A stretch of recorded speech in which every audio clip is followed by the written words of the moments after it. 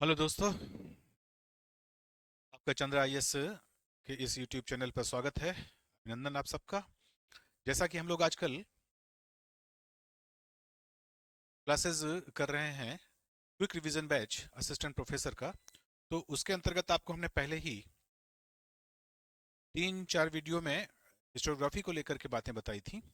अब हम लोग इतिहास पर आते हैं और इतिहास का क्विक रिवीजन कोशिश करते हैं कि आपका 3 वीडियो में ठीक ठाक ढंग से हो जाए और आपको जो ये आगामी 16-17 अप्रैल को होने वाला है एग्जाम उत्तर प्रदेश उच्चतर सेवा आयोग का, उसमें आप लोग अच्छे से परफॉर्म कर सकें। तो आइए शुरू करते हैं हम लोग आज आधुनिक इतिहास। क्योंकि आधुनिक इतिहास में सवाल टू फोल्ड्स हैं। एक तो आधुनिक इतिहास है, दूसरा इसी के साथ साथ राष्ट्रीय आंदोलन से भी सवाल आते हैं। तो स्वाभाविक है कि जो भी पूरा पेपर होता है उस पूरे पेपर में जो मॉडर्न इंडिया का पार्ट है, इसके क्वेश्चन अपेक्षाकृत दूसरे भागों से अधिक होते हैं। यही कारण है कि इसको हमने आज पहले लिया है। इसके बाद फिर हम लोग बात करेंगे एंशंट और मिडवल पीरियड की। खैर, आज हम लोग आधुनिक इतिहास के बारे में बात करें तो आधुनिक इतिहास अगर हम अध्ययन के दृष्टिकोण से देखें तो सामान्यतः 1757 के जो प्लासी युद्ध है यहां से स्टार्ट किया जा सकता है। और दूसरी तरफ जहां तक राष्ट्रीय आंदोलन की बात है, ये 1857 के जो हमारा पहला राष्ट्रीय स्वाधीनता संघर्ष है वहां से स्टार्ट होता है। ठीक है ना। तो स्वाभाविक है कि ये इन 100 सालों का जो इतिहास है, पहले 1757 से 1857 के बीच का, ये इतिहास स्वाभाविक है कि राजनीतिक और आर्थिक इतिहास के दृष्टिकोण से ज्यादा महत्वपूर्ण। जबकि 1857 के बाद का जो इतिहास है, इसमें अगर आप गौर से देखें तो इसमें राजनीतिक और आर्थिक इतिहास तो रहेगा ही, लेकिन उससे कहीं ज्यादा जो सामाजिक और सांस्कृतिक इतिहास है वो बहुत इंपॉर्टेंट हो जाता है। और साथ ही जो नेशनल मूवमेंट की विभिन्न धाराएं हैं उनको लेकर के यहाँ पर बातें ज्यादा होने लगती। इसीलिए 1757 से 1857 की अपेक्षाकृत, यानी इन 100 वर्षों की अपेक्षाकृत जो अगले 90 साल या 100 साल हैं, क्योंकि हमने 90 साल जब कहा तो उसका मतलब हुआ 1947 तक, और जब हमने 100 साल कहा तो उसका मतलब हुआ कि आपको मालूम है कि लेटर इंडिपेंडेंस यानी स्वतंत्रोत्तर भारत में भी 1964 तक का इतिहास आपको जानना होता है। तो इस सेंस में देखें तो लगभग 100 साल से अधिक का जो इतिहास है वो बन जाता है। ठीक है। तो पहले 100 साल और दूसरे लगभग 100 साल। इन दोनों के बीच में हमेशा ध्यान रखना है कि अगर यहां से 5 सवाल आते हैं तो निश्चित रूप से यहां से आपको 8 सवाल मिलेंगे, यानी इसमें आपका जो परसेंटेज है वो बढ़ जाता है।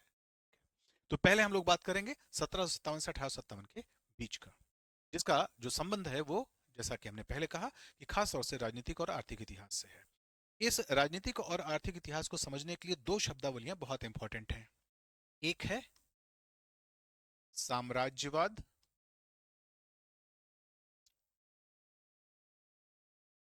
या जिसे इंपीरियलिज्म कहते हैं, और दूसरा है उपनिवेशवाद, जिसे हम कॉलोनिज्म कहते हैं।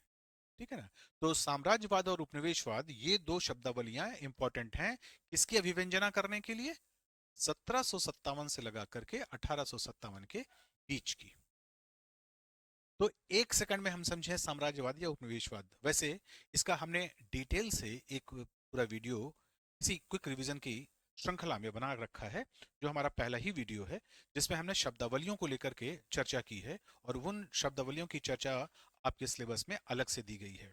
तो इसलिए यहाँ पर हम ज्यादा समय आपका नहीं लेंगे। यहाँ पर आपको सीधे सीधे कहेंगे कि जब कभी भी कोई भी देश किसी दूसरे देश पर हमला करके उसे राजनीतिक दृष्टिकोण से अपना भौगोलिक विस्तार करता है तो उसे हम साम्राज्यवाद कहते हैं। ठीक है। अब यहीं पर एक और शब्द है, और वो शब्द है, इसके पहले 9 शब्द लगा दिया जाता है, जहां पर हमला करना या फिर भौगोलिक विस्तार नहीं रहता, बल्कि अपने राजनीतिक प्रभुत्व का विस्तार करना होता है। तो सेकेंड वर्ल्ड वॉर के बाद दुनिया भर में साम्राज्यवाद का तो एक प्रकार से समापन हो गया, लेकिन अभी भी जो नौ साम्राज्यवाद है, यानी जहां पर जो हमला करने वाले ताकतवर देश है, वो ताकतवर देश अपेक्षाकृत कमजोर देश पर आक्रमण नहीं करता, राजनीतिक सैनिक आक्रमण नहीं करता, या वो अपना भौगोलिक विस्तार नहीं करता, बल्कि वो अपने कूटनीतिक प्रभाव के माध्यम से इस प्रकार का राजनीतिक प्रभुत्व कायम करता है कि जिस प्रकार से ताकतवर देश डिक्टेट करते हैं, वैसे ही वो उन बातों का अनुसरण करने लगता है जो कमजोर देश होता है। इसी को हम कहते हैं नौ साम्राज्यवाद। तो ये शब्द याद रखिएगा, साम्राज्यवाद, जहां पर सैनिक हमला और राजनीतिक विस्तार की बात होती है, भौगोलिक विस्तार की बात होती है, जबकि नौ साम्राज्यवाद में वो कूटनीतिक हथकंडों के माध्यम से, है ना, अपने राजनीतिक प्रभाव, है ना, प्रभुत्व, वर्चस्व, अपने इन्फ्लुएंस का विस्तार किया जाता है, उसे नौ साम्राज्यवाद। ठीक है।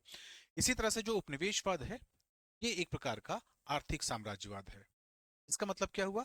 यहां मतलब होता है कि इसमें दो सदस्य देश होते हैं, एक मदर कंट्री होती है या मातृ देश होता है, ठीक है, और दूसरा उपनिवेश होता है, कॉलोनी होती है। तो जिस देश के आर्थिक संसाधनों का विदोहन किया जाता है वो कॉलोनी कहलाती है, और जो इस प्रकार का विदोहन या शोषण संभव करता है वो मातृ देश कहलाता है। जैसे भारत के पॉइंट ऑफ व्यू से अगर भारत उपनिवेश रहा है, तो जो ब्रिटेन है वो क्या रहा? मातृ देश या मदर कंट्री रहा। तो मदर कंट्री हमेशा जिस इलाके से उनके आर्थिक संसाधनों का मैक्सिमम विदोहन करके अपने हित में प्रयोग करता है, ठीक है, जितना वो अपने हित में प्रयोग करेगा उतना ही, जैसे ही उपनिवेश से जितने आर्थिक संसाधन है उनका प्रवाह किधर हो जाएगा? मदर कंट्री की, मातृ देश की तरफ, भारत से ब्रिटेन की तरफ, ठीक है ना। इसको कहते हैं उपनिवेश। अब यहां पर एक छोटी सी बात और आपको ध्यान रखना है। प्रथम दृष्टया आप जब देखेंगे साम्राज्यवाद और उपनिवेशवाद में, तो आपको लगेगा कि साम्राज्यवाद मेन लक्ष्य है और उपनिवेश उसका परिणाम, लेकिन ऐसा नहीं है ना। आधुनिक भारत और उसके पूर्व का जो प्राचीन या मध्यकालीन भारत है, उसमें यही बेसिक अंतर है, ठीक है। पहले हमेशा जो हमले किए जाते थे वो राजनीतिक विस्तार के लिए किए जाते थे, यानी अपने भौगोलिक क्षेत्र के बढ़ाने और ज्यादा से ज्यादा राजस्व वसूलने के लिए किया जाता था सैनिक हमला। और इस प्रकार के जो सैनिक हमले, जैसे कि हमारे ऊपर तुर्कों ने किए, मुगलों ने किए, है ना, ये जो भी कभी भी इस प्रकार के हमले हुए वो वास्तव में भौगोलिक विस्तार के लिए था। तो वो साम्राज्यवाद वहां पर हमेशा लक्ष्य होता था, ठीक है ना, वो हमेशा लक्ष्य होता था, अल्टीमेट गोल होता था, राजनीति सैनिक विजय करना ही और अपने अपना राज्य क्षेत्र स्थापित करना, अपना शासन स्थापित करना, यही गोल होता था किसी भी आक्रांता का, ठीक है। लेकिन आधुनिक भारत में क्या हुआ? आधुनिक भारत में ये लक्ष्य नहीं रह गया, बल्कि लक्ष्य क्या हो गया? लक्ष्य हो गया उपनिवेशवाद, ये लक्ष्य हो गया, और साम्राज्यवाद क्या बन गया? ये साधन बन गया, ठीक है। तो उपनिवेशवाद या कॉलोनिज्म, यानी अपने उपनिवेश की स्थापना करना, उसके आर्थिक संसाधनों का विदोहन करना मदर कंट्री के लिए, ये वास्तव में मुख्य गोल बन गया आक्रांताओं का, ठीक है। उसके लिए राजनीतिक प्रभुत्व स्थापित करना, भौगोलिक विस्तार करना, ये सब उसके लिए साधन था, ठीक है। तो अंतर यह है कि प्राचीन या मध्यकालीन भारत में साम्राज्यवाद लक्ष्य होता था, ठीक है, और सैनिक हमला उसका साधन होता था। लेकिन आधुनिक भारत की खास बात यह है कि यहां पर साम्राज्यवाद खुद साधन बन गया और लक्ष्य हो गया उपनिवेशवाद। क्लियर है? तो यही बेसिक अंतर है दूसरा जो आधुनिक भारत का अंतर है, इसके अलावा जो आधुनिक भारत का प्राचीन भारत या मध्यकालीन भारत यानी पूर्व के इतिहास से जो बेसिक अंतर है वो ये कि जितने भी पहले आक्रांता आए हैं वो सभी खास तौर से जो हमारे लैंडलॉक्ड इलाके हैं, यानी भूमि के माध्यम से हमला, ठीक है, भूमि के माध्यम से हमला हुआ, और इसमें भी हमला मैक्सिमम कहां से हुआ हमारा? वो पश्चिम उत्तर दिशा से हुआ, ठीक है ना। जैसा कि आप जानते हैं, खैबर दर्रा, बुलंद दर्रा, है ना, इन सभी जगहों से इस प्रकार के हमले होते रहे। आज के जो अफगानिस्तान, बलूचिस्तान, पाकिस्तान के इलाके हैं, इन इलाकों से ये हमले होते रहे, इन पासेस से हमले होते, जैसे खैबर पास का नाम सुना आप, बुलंद पास का नाम सुना आप, ठीक है ना। तो इस प्रकार के पासेस या इस प्रकार के जो दर्रे हैं, दर्रों के माध्यम से हमला, या फिर इसको हम दूसरे ढंग से कह रहे हैं कि आधुनिक भारत से पहले जो जल मार्ग है, इससे हमला नहीं हुआ, ठीक है ना। तो आधुनिक भारत की विशेषता एक तो हो गई यहाँ पर साम्राज्यवाद क्या बन गया? साधन बन गया। लक्ष्य या मुख्य साध्य क्या रहा? साध्य रहा उपनिवेशवाद। उसी तरह से दूसरी चीज ध्यान रखना है कि भूमि मार्ग से, थल मार्ग से इस बार हमला नहीं हुआ। इस बार हमला हुआ है जल मार्ग से, है ना। जैसे याद करिए, जब भी कभी कश्मीर में जो विदेशी ताकतों का जो कह सकते हैं कि हमला होता है या इन्फिल्ट्रेशन होता है अतिवादियों का, उग्रवादियों का, उनका जो इन्फिल्ट्रेशन होता है वो भूमि मार्ग से होता है, थल मार्ग से होता है। पहली बार ऐसा हुआ 26/11 का जो हमला मुंबई में हुआ, वो जल मार्ग से हुआ था। ठीक है, इस सेंस में वो पहले के जो इस प्रकार के हमले हुआ करते थे ना, वो जो इस प्रकार के कह सकते हैं आतंकवादी हमले हैं, उनसे 26/11 इस सेंस में अलग हो गया। उसी तरह से ध्यान रखना है कि आधुनिक भारत की जो शक्तियां हैं ना, वो आधुनिक जो हमले हैं, ये सारे हमले कहाँ से हुए? हमारे जल मार्ग से। ठीक है, फिर इस प्रकार के जो हमले भारत में किए गए, वहां पर देखिए उनका जो लक्ष्य है वो भौगोलिक विस्तार करना नहीं था, बल्कि यहाँ के व्यापार से, यहाँ के इंडस्ट्रीज थी, यहाँ के जो उत्पाद थे, है ना, इनका मैक्सिमम व्यापार करने से जुड़ा हुआ था। उसमें अधिक से अधिक प्रॉफिट लाने के लिए इसको हम लोगों ने वणिकवादी शैली में पढ़ा। वणिकवादी जो हमने शब्दावली डिटेल की थी, मर्केंटलिज्म, उसके अंतर्गत पढ़ा है। खैर, अभी आप फिलहाल ये समझिए कि आधुनिक भारत में जो हमले हुए वो किस क्रम में हुए। सबसे पहले वास्को डी गामा यानी पुर्तगाली आए, ठीक है ना, पुर्तगाली। पहले इन्होंने कोच्चिन को अपना मेन केंद्र बनाया और बाद में गोवा को बनाया। ठीक है, अब यहीं पर एक चीज हमेशा दिमाग में रखे रहिएगा कि पुर्तगाली सबसे पहले आते हैं और सबसे बाद में जाते हैं, क्योंकि गोवा जो आजाद हुआ है वो 1961 में हुआ है, जबकि पुर्तगालियों ने गोवा पर जो कब्जा है वो 1510 में ही कर लिया था। ठीक है, यहां तक कि 1530 तक पहुंचते पहुंचते गोवा को उन्होंने राजधानी बना ली थी। और पुर्तगाली जो यहाँ पर कॉलोनी थी, उसकी राजधानी 1530 से लगा करके 1961 तक थी, जब तक कि गोवा आजाद पुर्तगालियों के चंगुल से नहीं होगी। ठीक है, इस सेंस में कह सकते हैं कि भारत में सबसे लंबा उपनिवेश वो पुर्तगालियों का था, जबकि सबसे व्यापक उपनिवेश वो अंग्रेजों का था। तो अधिकतर पार्ट तक जो विस्तार किया अपना, ज्यादा से ज्यादा संसाधनों का जो विदोहन किया, तो अंग्रेजों ने किया। लेकिन सबसे लंबे समय तक भारत में अपने उपनिवेश को कायम रखने का जो काम है वो पुर्तगालियों ने किया। इसका प्रमाण गोवा की आजादी और गोवा का कैप्चर करना, गोवा पर कब कब्जा किया और कब उसे आजाद किया। आपको पता है कि इसी तरह से पुर्तगालियों के बाद अगर हम ध्यान से देखें तो हमारे पास आते हैं डच, डच के बाद फिर अंग्रेज, अंग्रेजों के बाद फिर फ्रांसीसी। ठीक है ना, ये एक प्रकार का क्रम बन गया भारत में यूरोपीय शक्तियों के आगमन का। ठीक है, जिस तरह से गोवा पुर्तगालियों के लिए मुख्य केंद्र था भारत में और अंग्रेजों के लिए कलकत्ता और फिर बाद में दिल्ली, उसी तरह से अगर हम डचेस को देखेंगे तो इन्होंने अपना जो मैक्सिमम एरिया है वो साउथ इंडिया को बनाया था, क्योंकि दक्षिण पूर्व एशिया में डचों का जो प्रभाव है वो अपेक्षाकृत ज्यादा था। तो जब तक डच रहे, उन्होंने खासतौर से मछलीपत्तनम, नेगापत्तनम, इन इलाकों में अपना जो प्रभाव है वो अधिक फैलाया। इसके बाद फ्रांसीसियों का जो मुख्य केंद्र भारत में रहा वो पौंडीचेरी रहा। ये अलग बात है कि अगर हम पूर्वी इलाके में देखें, नहीं बंगाल वाले इलाके में देखें, तो वहां पर वो चंद्रनगर था। लेकिन अगर हम ओवरऑल भारत के पॉइंट ऑफ व्यू से देखें तो पौंडीचेरी। अगर अब हम एक एक शब्दों में बात करें तो पुर्तगालियों के लिए गोवा, अंग्रेजों के लिए कोलकाता, डचों के लिए मछलीपत्तनम, अंग्रेजों के लिए कोलकाता और सामने बताया दिल्ली, और फ्रांसीसियों के लिए पौंडीचेरी। इस पॉइंट ऑफ व्यू से अगर आप याद रखेंगे तो ज्यादा बेहतर ढंग से आप बात को समझ पाएंगे। अब हम अगले लेवल पे चलते हैं और वो लेवल है कि आखिर जो भौगोलिक विस्तार या राजनीतिक विस्तार किया, यानी जो साम्राज्यवाद अपना फैलाया, वो अंग्रेजों ने किन किन शक्तियों के माध्यम से फैलाया। यहाँ पर ध्यान रखना है, मुख्य रूप से उन्होंने पहले बंगाल पर कब्जा किया। ठीक है ना, बंगाल पर उन्होंने पहला कब्जा किया। यही कारण है कि जब हम राजनीतिक इतिहास के दृष्टिकोण से आधुनिक भारत के पढ़ना शुरू करते हैं तो वो 1757 का वो प्लासी का युद्ध, जिसमें जो बंगाल का नवाब सिराजुद्दौला था वो डिसाइसिव रूप से पराजित हुआ था, ये अलग बात है कि बंगाल को पूरी तरह से कंट्रोल करने का जो काम है वो बक्सर युद्ध के बाद हुआ। लेकिन जैसा कि पणिक्कर महोदय ने कहा है कि जो बंगाल के लिए गुलामी की एक काली रात है उसकी शुरुआत प्लासी युद्ध से हो गई थी, यानी 1757 से हो गई थी। तो बंगाल के लिए एक मेन टारगेट था। तो पहले प्लासी युद्ध और उसके बाद फिर बक्सर युद्ध, इसके साथ ही बंगाल कवर हो गया अंग्रेजों। ठीक है ना।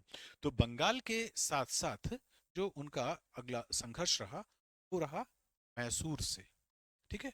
और मैसूर के बाद मराठों से। ये खासतौर से तीन शक्तियों के साथ अंग्रेजों ने जो वर्चस्व है वो स्थापित करने की कोशिश की। तो पहला वर्चस्व उन्होंने कहाँ स्थापित किया? बंगाल। अब यहाँ पर आपको एक चीज जरूर ध्यान रखना होगा कि देखिए ध्यान से, तो बंगाल, मैसूर और मराठे ये सभी प्रायद्वीपीय शक्तियां के रूप से, इनका कहीं ना कहीं जो मुख्य राजनीतिक केंद्र है वो प्रायद्वीपीय इलाके में था। अब जैसे कि प्रायद्वीपीय इलाके के पॉइंट ऑफ व्यू से अगर आप देखें तो आप देखेंगे कि इस तरह से हमारा इधर जो बंगाल का इलाका है, ठीक है, यहाँ पर मैसूर का इलाका हो गया, ठीक है, और ये जो इलाका हमारा गुजरात का और इधर महाराष्ट्र का है ना, मराठवाड़ा, ठीक है ना, ये सारे इलाके किसके थे? ये मराठों के थे। ठीक है। तो इस सेंस में कह सकते हैं कि ये जलीय शक्ति का हमला था। तो किस लेवल पर सबसे पहले इन्होंने अपने आप को कंट्रोल किया? जितने भी प्रायद्वीपीय इलाके थे, चाहे वो बंगाल की खाड़ी रही हो, चाहे वो हिंद महासागर या अरब सागर रहा। ठीक है। तो इन्होंने बंगाल पर कब्जा करने के बाद सबसे ज्यादा अपना जो कंसंट्रेशन है वो मैसूर और मराठों के साथ किया। ठीक है। अब मैसूर में यहां पर ध्यान रखने की बात यह है कि 1761 के बाद से लगा करके और जब तक मैसूर इनके पूरे कंट्रोल में नहीं आ चुका, यानी 1799 तक, इस पूरे टाइम पीरियड में 1761 से 1799, इस पूरे टाइम पीरियड में अगर गौर से देखें तो मैसूर में दो राजाओं के नाम आते हैं। एक आता है हैदर अली का और दूसरा उसके बेटे टीपू सुल्तान का। है? तो हैदर और टीपू ये दो मैसूर के शासक हुए जिन्होंने अंग्रेजों के साथ अपने सर्वाइवल की लड़ाई लड़ी और अल्टीमेटली टीपू सुल्तान ने अपनी जान देकर के भी जो मैसूर की राजधानी श्रीरंगपट्टम है उसकी रक्षा नहीं कर पाया और अंतिम रूप से 4 जुलाई 1799 को वो मारा गया। और उसके मारने जाने के बाद सहायक संधि के माध्यम से मैसूर का मैक्सिमम जो साम्राज्य है वो खत्म करके मैसूर के जो पुराने हिंदू बोयदर शासक थे उनके साथ एक सहायक संधि लॉर्ड वेलेजली ने कर ली थी। ठीक है। तो 1761 से 1799 बीच में कौन कौन राजा हुए मैसूर में? हैदर अली और टीपू सुल्तान। ठीक है? इसमें से हैदर अली और टीपू सुल्तान को अब भी अगर गौर से देखें तो हैदर अली ने अंग्रेजों के साथ 3 युद्ध किए। ठीक है ना। हैदर अली ने अंग्रेजों के साथ, अगर ओवरऑल कहेंगे तो, अच्छा चलिए इसको दूसरे ढंग से आपको बता दें। हैदर अली ने खुद अपने बल पर जो अंग्रेजों के साथ, वो कह सकते हैं कि 1.5 युद्ध किए, कि एक युद्ध पूरा और दूसरे युद्ध का आधा हिस्सा। ठीक है। तो इसका मतलब हुआ कि उसने 1.5 युद्ध किया और बाकी जो 2.5 युद्ध है ना, वो किसने किया? वो 2.5 युद्ध किया टीपू सुल्तान ने। क्योंकि हैदर अली की 1782 में मृत्यु के बाद, हैदर अली की मृत्यु अरकाट में हुई थी, अरकाट में 1782 में हैदर अली की मृत्यु के बाद टीपू सुल्तान ने उसको कंटिन्यू रखा उस युद्ध को। और 1784 में फाइनली सेकेंड वॉर जो एंग्लो मैसूर वॉर है वो खत्म हुआ था। तो इसलिए आधा दूसरे युद्ध का आधा हैदर अली ने लड़ा और आधा टीपू सुल्तान ने लड़ा। ठीक है। फिर तीसरा और चौथा युद्ध पूरी तरह से टीपू सुल्तान ने लड़ा। ठीक है। तीसरा युद्ध और चौथा युद्ध जो टीपू सुल्तान में लड़ा, तो चौथे युद्ध में जाकर के वो 1799 में परास्त होकर के मारा गया था। तो कुल युद्ध कितने हुए अंग्रेजों के साथ? कुल युद्ध हुए 4। 4 में 1.5 हैदर अली और 2.5 टीपू सुल्तान। क्लियर है? ठीक है। हमने हैदर अली और टीपू सुल्तान को पहले जब बांटने की कोशिश की तो ओवरऑल लेकर के किया था, लेकिन हमने आपको समझाने के लिए बताया कि पहला युद्ध पूरी तरह से हैदर अली ने लड़ा, दूसरा युद्ध आधा हैदर अली ने लड़ा और आधा टीपू सुल्तान ने, तीसरा और चौथा पूरी तरह से टीपू सुल्तान ने। ठीक है ना। तीसरे युद्ध के समय कॉर्नवालिस आ चुका था और चौथे युद्ध के समय वेलेजली। तो अंतिम रूप से वेलेजली ने मैसूर साम्राज्य को समाप्त किया था। ठीक है। अब बात आती है मराठों की, है ना। मराठों का ये लोकेशन देख लीजिएगा। अब बात आती है मराठों की। मराठों में ध्यान रखना है आपको कि मराठा पावर एक कन्फेडरेसी के रूप में था। जब तक शिवाजी और उनके पुत्र संभाजी वो अंग्रेजों वो खासतौर से मुगलों के खिलाफ औरंगजेब के खिलाफ लड़ते रहे। तब तक तो मराठा एक हिंदू पातशाही या स्वराज के रूप में डेवलप हुआ। लेकिन हम जब देखते हैं कि पेशवा के माध्यम से जब शासन चलने लगा, तो वहां पर कुल मिलाकर के मराठा सरदार 5 हिस्सों में बढ़ गए और उन्होंने आपस में एक कन्फेडरेसी या महासंघ बनाया। तो इसको हम क्या कहेंगे? मराठा महासंघ या मराठा कन्फेडरेशन। तो जो मराठा कन्फेडरेसी थी, उस मराठा कन्फेडरेसी में जो नेतृत्व करता था वो कौन करता था? पेशवा। ठीक है ना? और इसका केंद्र होता था पूना। तो पूना का पेशवा। ठीक है। दूसरे लेवल पर हुआ करते थे सिंधिया,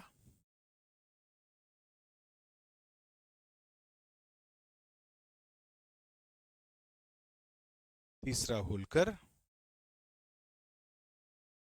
चौथा भोसले और पांचवा गायकवाड़। ठीक है ना? जैसे पेशवा का केंद्र पूना था, तो सिंधिया का केंद्र हुआ करता था ग्वालियर।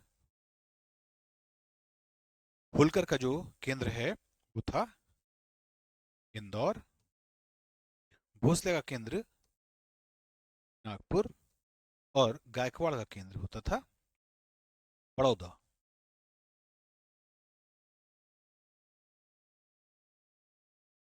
बड़ौदा जिसको आजकल हम लोग बड़ोदरा कहते हैं, है ना, गुजरात में बड़ौदा। तो गायकवाड़, या इस तरह से इसको याद रखिए, बड़ौदा का गायकवाड़, नागपुर का भोसले, इंदौर का होलकर, ग्वालियर का सिंधिया और पूना का पेशवा। ठीक है। तो पेशवा के माध्यम से ये चीजें चलती रही। जो पहले 3 पेशवा हुए, यानी पेशवा विश्वनाथ, बालाजी विश्वनाथ, दूसरा पेशवा बाजीराव फर्स्ट, तीसरा बालाजी बाजीराव। ये जो 3 पेशवा थे, इन 3 पेशवाओं के समय जो मराठा शक्ति है वो अपने उत्कर्ष पे गई और अपने सर्वोच्च चरमोत्कर्ष पर कब पहुंची? बालाजी बाजीराव थर्ड के समय। ठीक है ना? बालाजी बाजीराव थर्ड के समय। ठीक है। अगर हम टाइम की बात करें तो एग्जैक्ट मराठों का चरमोत्कर्ष हुआ था 1761 में। और 1761 ही वो डेट है जिसको हम जानते हैं प्लासी के तीसरे युद्ध के रूप में, जिसमें बालाजी बाजीराव यानी मराठा पेशवा की तरफ से सदाशिवराव भाऊ ने सामना किया था अब्दाली का, अहमद शाह अब्दाली, जो अफगानिस्तान का शासक था और ईरान के शासक नादिर शाह का पहले सेनापति हुआ करता था। उस अब्दाली के साथ 1761 में प्लासी का तीसरा युद्ध हुआ था। और यहीं से फिर पेशवाओं की धीरे धीरे अवनति शुरू हो गई, यानी मराठा शक्ति कमजोर होने लगी।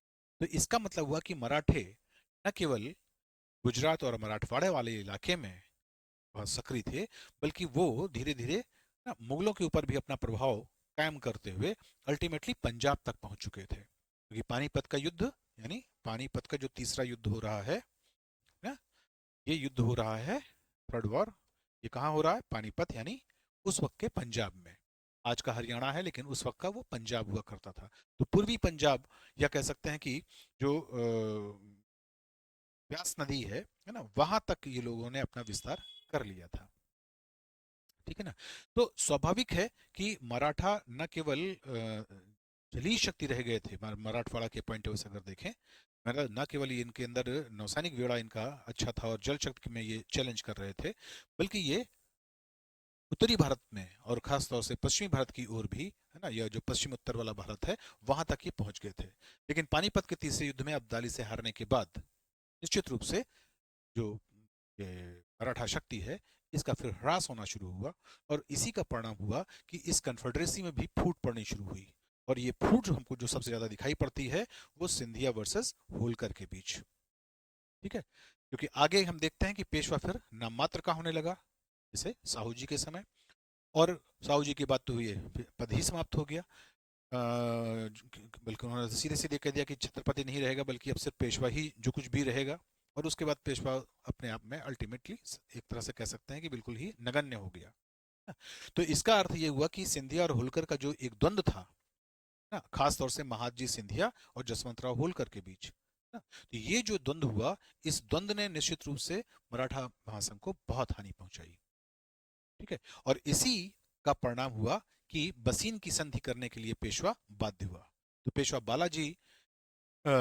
बाजीराव सेकंड है ना, वो बाध्य हुआ सहायक संधि करने के लिए बिलजली के साथ। कहाँ? बसीन में। तो बसीन की संधि बहुत इंपॉर्टेंट है, क्योंकि बसीन संधि के बाद जो पेशवा है, ये भी अंग्रेजों का एक तरह से शरणागत हो गया था। ठीक है ना। तो पेशवा की शक्ति को भी अल्टीमेटली पराजित किया अंग्रेजों ने। और कह सकते हैं मोटा मोटा कि 1803 तक अंग्रेजों ने उत्तरी भारत के दिल्ली तक का जो इलाका है वो जीत लिया था, क्योंकि इसी पेशवा यानी मराठों के संरक्षण में मुगल शासक हुआ करता था। लेकिन मुगल शासक शाह आलम, जब पेशवा की पराजय हुई और पेशवा ने बसीन संधि मंजूर कर ली, तो पेशवाओं के पराभव का परिणाम यह हुआ कि जो शाह आलम था वो भी अंग्रेजों का शरणागत हो गया और अंग्रेजों ने दिल्ली पर कब्जा कर लिया। तो ये डेट कौन सी है? 1803। 1803 की डेट है कि अंग्रेजों ने दिल्ली पर कब्जा किया। वायसराय कौन है? गवर्नर जनरल कौन है इस वक्त बंगाल का? वो है वेलेस्ली। ठीक है ना। तो 1803 तक, तो जो कहानी 1757 से शुरू हुई थी, वो 1803 तक पहुंच करके अपनी एक परिणत तक पहुंच गई।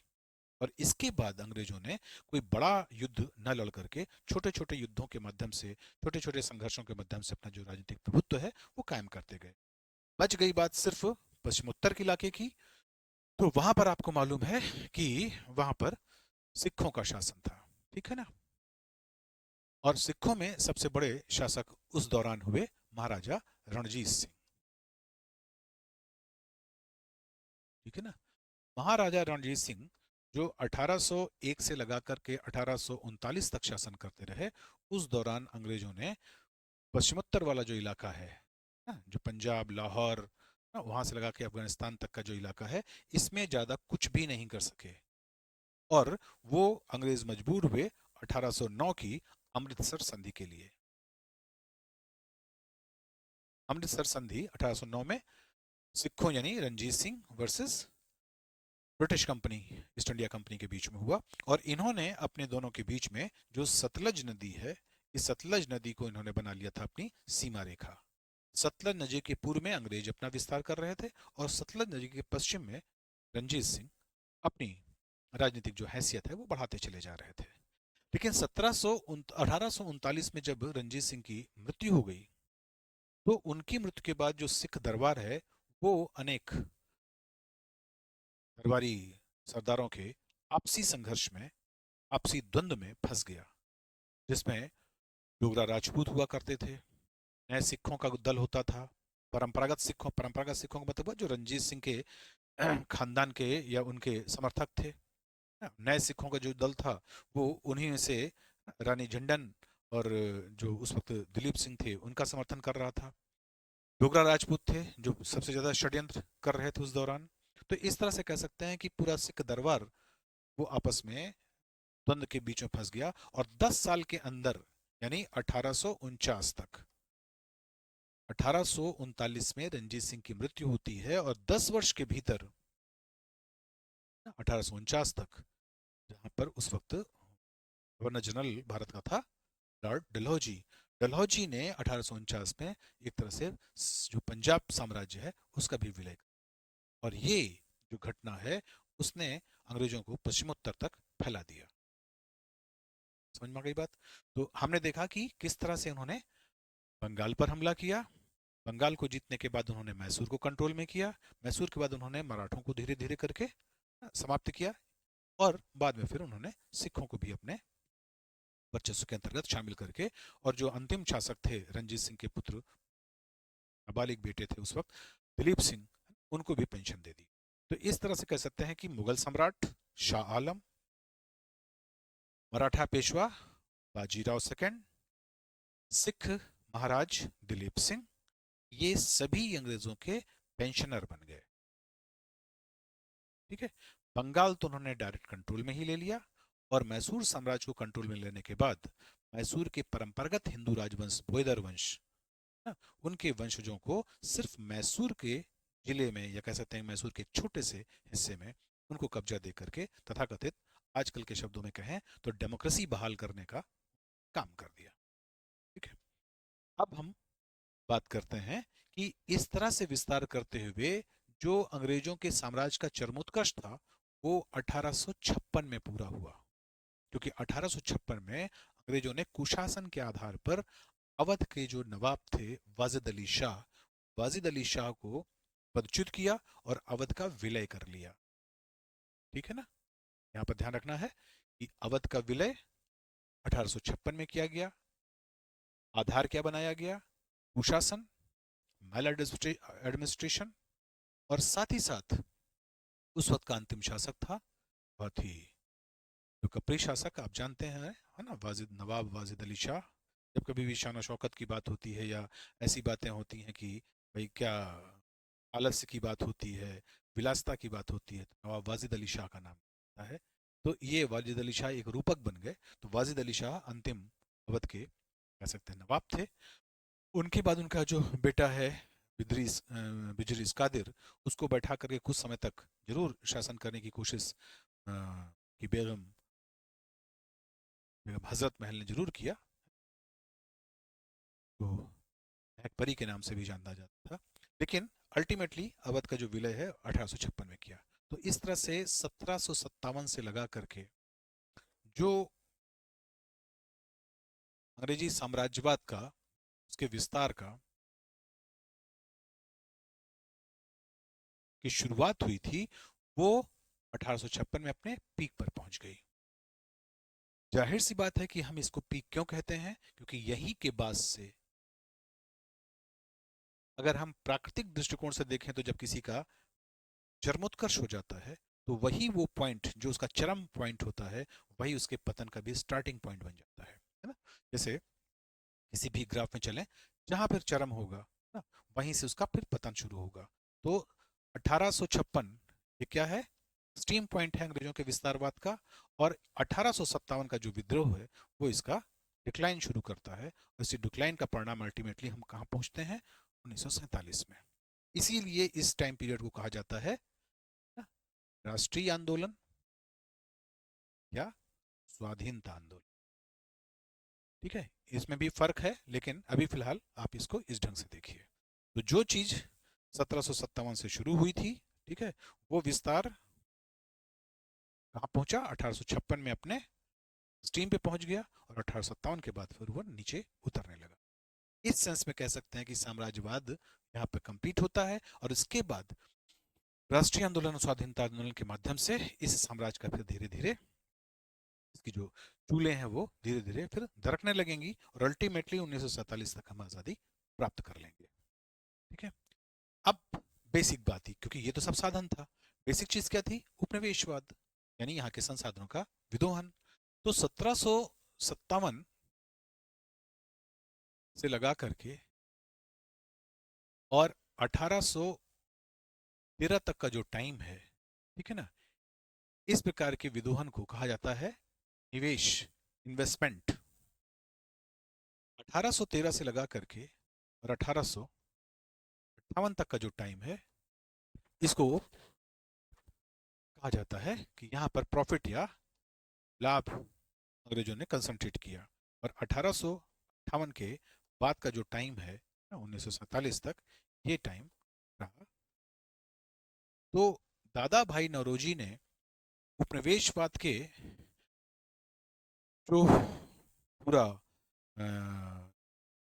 लेखा जोखा है, उस उपनिवेश के लेखे जोखे को उन्होंने इन 3 शब्दों में प्रकट किया और यही थ्योरी कहलाती है वेल्थ ऑफ ड्रेन या धन निकासी सिद्धांत। क्या कहलाता है? धन निकासी सिद्धांत। क्योंकि आपको हमने बताया कि उपनिवेशवाद का मतलब होता है कि किस तरह से कॉलोनी या उपनिवेश का जो संसाधन है उस संसाधन को मदर कंट्री या मातृ देश या ब्रिटेन के लिए, भारत के संसाधनों का ब्रिटेन के लिए कैसे प्रयोग किया जाए। इस तरह से यहाँ का जो पैसा है वो भारत से बाहर जाने लगा। तो पहला निवेश, निवेश कैसे? 1757 से 1813 के बीच जितने भी इलाके में अंग्रेजों ने अपना विस्तार किया, उस पूरे विस्तार के दौरान कोशिश उनकी ये रहती थी कि ज्यादा से ज्यादा वो राजस्व प्राप्त कर सकें। ठीक है, लैंड रेवेन्यू ज्यादा से ज्यादा प्राप्त कर सकें।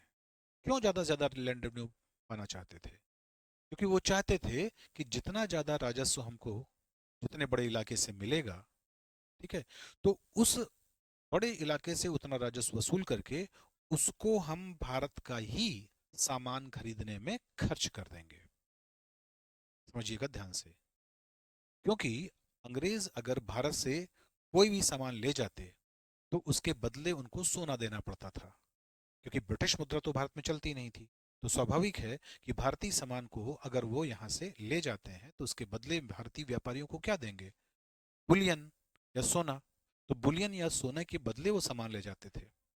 उन्होंने क्या किया? अब उन्होंने नई चीज ये की कि अपना भौगोलिक विस्तार करके जितना अधिक से अधिक राजस्व हो सका वो वसूला। और जो राजस्व वसूला वो तो भारतीय मुद्रा में था। उसी भारतीय मुद्रा को उन्होंने भारतीय व्यापारियों को देकर के यहाँ से सामान ले गए। तो इसका मतलब हुआ कि भारत में अपना प्रशासन कायम करते हुए अंग्रेजों ने भारत के पैसे को कैश के रूप में नहीं, काइंड के रूप में या वस्तुओं और सामानों के रूप में यहाँ से ले गए। ठीक है ना? बहुत सरल शब्दों में आप समझ सकते हैं। जैसे मान लेते हैं उन्होंने यहाँ से 1 किलो काली मिर्च खरीदी और 1 मीटर कपड़ा खरीदा। तो 1 किलो काली मिर्च और 1 मीटर कपड़े के लिए उनको फर्ज करिए कि भारत में 1,000 रुपए देने पड़ते थे। तो वो 1,000 रुपए कैसे दे सकते थे? क्योंकि 1,000 को पाउंड में तो दे नहीं सकते थे, तो उनको सोना देना पड़ता था 1,000 रुपए के बराबर का। अब क्या करेंगे? अब उन्होंने यहाँ से राजस्व वसूला और जो वसूला हुआ राजस्व है उसका 1,000 रुपया दे दिया यहाँ के व्यापारियों को। और काली मिर्च और कपड़ा एक प्रकार से वो फ्री में यहाँ से ले गए। क्लियर हो गई बात? अब थोड़ा सा यूरोप में ध्यान दीजिए कि यूरोप में 1750 से 1800 के बीच में यूरोप के भी इंग्लैंड में चल रही है औद्योगिक क्रांति। यानी वहां पर मशीनें लगा करके और कारखाना पद्धति से उत्पादन करना शुरू किया जा चुका है। तो स्वाभाविक है कि अंग्रेजों ने जो अपना सोना था, अपना पैसा था, वो वहाँ की इंडस्ट्री में लगाया। लेकिन जो जैसा कि भौगोलिक उनकी भूआकृति है और भौगोलिक दशाएं हैं, वहाँ उनके पास उन मशीनों को चलाने के लिए रॉ मटेरियल नहीं था। जैसे फर्ज करिए कि उन्होंने कपड़ा बनाने के लिए मिल लगाई मैनचेस्टर में, लंकाशायर में, इन इलाकों में उन्होंने अपनी मिल लगाई कि हम कपड़ा बनाएंगे। लेकिन कपड़ा बनाने के लिए जो रॉ मटेरियल लगता है, यानी कॉटन लगती है, कपास लगता है, रुई लगती है, वो तो उनके यहाँ पैदा नहीं होती थी। तो स्वाभाविक है कि वो भारत से कपास ले जाएंगे और वहां पर कपड़ा बनाएंगे। क्लियर हो गई बात? अब भारत से अगर कपास ले जाते हैं तो उस कपास को का जो पेमेंट है वो अंग्रेजों को करना पड़ेगा सोने में। लेकिन उन्होंने क्या कर लिया? 1757 से 1813 के दरमियान उन्होंने आपने देखा कि बंगाल में, है ना, दिल्ली के आसपास का जो द्वाब है, हमारा जो गंगा का द्वाब है, इस पर, इसके साथ साथ पूरे प्रायद्वीपीय इलाके पर, मैसूर पर, है ना, मराठों के इलाकों पर, इन सब इलाकों पर उन्होंने कब्जा कर रखा है। तो जाहिर सी बात है कि इन इलाकों पर अगर उन्होंने कब्जा कर रखा है तो ज्यादा से ज्यादा यहाँ से राजस्व वसूल रहे हैं। और जो वो रेवेन्यू वसूल रहे हैं, जो वो राजस्व वसूल रहे हैं, वस्तुतः उसी से वो कपास का पेमेंट कर देते हैं। और यहाँ से कपास या रुई फ्री में ले जा रहे हैं। और लंकाशायर और मैनचेस्टर की जो मिलें हैं उनको रुई फ्री में मिल, और वहां से जो कपड़ा बन रहा है उस कपड़े को यूरोप में, इंग्लैंड में, हर जगह बेच रहे हैं। जहां हमारा निर्यात होता था कपड़े का, वो कपड़े का निर्यात रुक जाएगा और ब्रिटिश कपड़ों का निर्यात होने लगेगा। जबकि ब्रिटिश कपड़ों के पीछे कॉटन किसका है? भारत का। ये कहानी समझ में आ रही? तो इस तरह से उन्होंने, इसीलिए दादा भाई नौरोजी ने जो राजस्व यहाँ से वसूल करके और सामान के रूप में यहाँ से ले जाया गया, रॉ मटेरियल के रूप में ले जाया गया, उसे कहा निवेश, इन्वेस्टमेंट। अब दूसरे लेवल पर 1813 तक पहुंचते पहुंचते जब इंग्लैंड की कंपनियों ने, इंग्लैंड की जो सकते हैं कि जैसे हम कपड़े को उदाहरण ले रहे हैं तो कपड़े को ही ले लें, तो अब इंग्लैंड अपने कपड़े के उत्पादन से इंग्लैंड की जो डिमांड थी और जो यूरोप की डिमांड थी उनको तो वो पूरा कर चुका। अब उसको जरूरत थी नए नए मार्केट की, नए नए बाजारों की। और वो बाजार कौन हो सकते थे? वो बाजार उसका हो सकता था एशिया और अफ्रीका। कि अमेरिका तो आज़ाद हो चुका था, तो विश्ववाद खत्म हो गया था। हाँ, 1700, सॉरी, ठीक है, 1775 में उन्होंने अपनी आज़ादी की लड़ाई है वो शुरू की, 83 में ख़त्म की, और 1789 में उन्होंने अपना एक अलग रिपब्लिक बना लिया। ठीक है, तो यूएसए के रूप में बाकायदा उन्होंने अपना संविधान लागू कर लिया था 1789 में, 1789 में। तो वहां से तो उनका कह सकते हो कि बोरिया बिस्तर बन चुका था। अब वो अपना मार्केट कहाँ बनाते, तो उन्होंने भारत को अपना मार्केट बनाने की सोची। ठीक है, इसीलिए अब जो सरप्लस कपड़ा हो रहा था, हम यहाँ पे सिर्फ कपड़े को एक उदाहरण के रूप में ले रहे हैं, ऐसे तो कपड़े के साथ साथ तमाम जो मैन्युफैक्चर्ड गुड्स हैं उन सबको लिया जा सकता है, विनिर्मित वस्तुओं को लिया जा सकता है। अब जो उनका जो कपड़ा है, जिससे जिसकी जो डिमांड पहले हुआ करती थी इंग्लैंड में, जो यूरोप में, उसको तो उन्होंने पूरा कर दिया। उसके बाद भी कपड़ा अब और पैदा हो रहा है कि इंडस्ट्री में तो दिन दुना रात चौगुना उत्पादन हो सकता है। तो वो जो उत्पादन और हो रहा है उसके लिए उन्होंने किसको चुना, अब उसको उन्होंने चुना भारत जैसे देशों में। इसीलिए आप देखते हैं कि 1813 में उन्होंने लेजर की पॉलिसी अपनाई। लेजर का मतलब हुआ मुक्त व्यापार की नीति। मुक्त व्यापार की नीति का मतलब हुआ कि जितने भी टैक्सेस, हाँ, भारत के लिए, भारत के पॉइंट ऑफ व्यू से जो इंपोर्ट ड्यूटीज थी, जो आयात शुल्क थे, उनको समाप्त कर दिया। अब बिना किसी प्रकार की इंपोर्ट ड्यूटी दिए हुए, बिना आयात शुल्क दिए हुए, जो ब्रिटिश कंपनियां हैं वो अपना सामान भारत में बेच सकती थी। ठीक है, गौर से सोचिए कि हमारे राजस्व से ही उन्होंने यहां से कॉटन ले गए, और कॉटन से कपड़ा बना करके उन्होंने अब आकर के हमारे ही मार्केट में बेचना शुरू कर।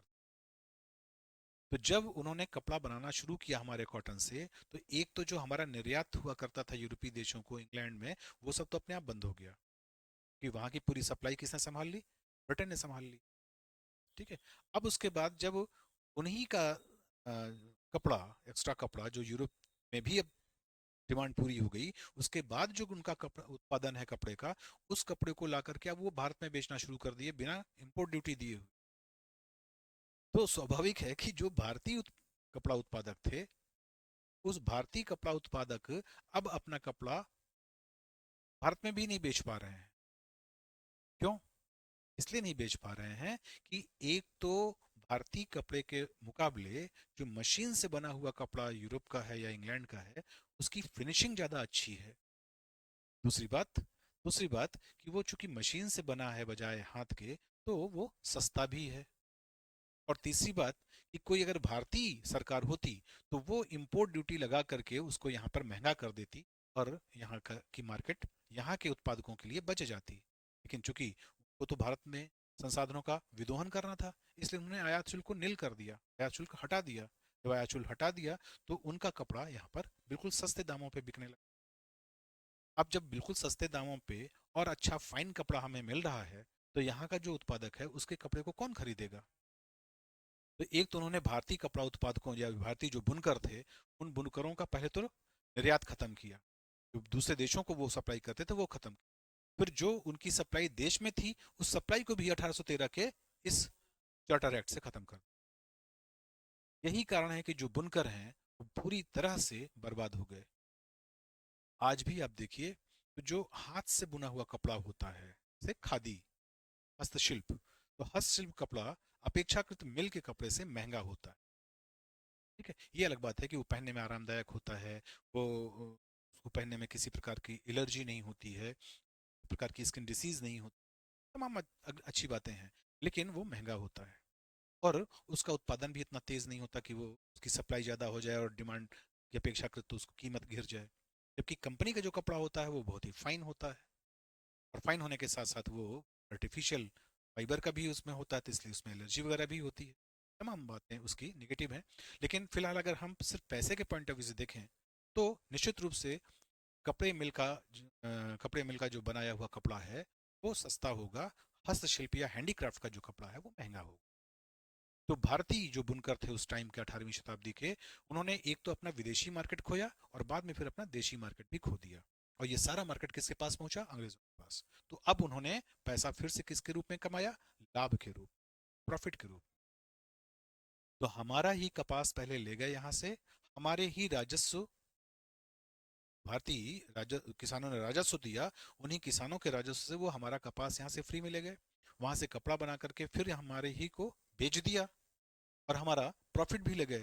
अब स्वाभाविक है कि उनके पास पैसा काफी कंसंट्रेट होता जा रहा है। और जब पैसा कंसंट्रेट होता जा रहा है, तो इस पैसे से भी पैसा बनाने के लिए उन्होंने क्या किया, भारत को ही लोन देना शुरू किया। इसीलिए आप देखते हैं कि 1813 के बाद वाला जो समय है, इसमें उन्होंने यहाँ पर नहरें बनानी शुरू की, सड़कें बनानी शुरू की, रेल लाना शुरू किया।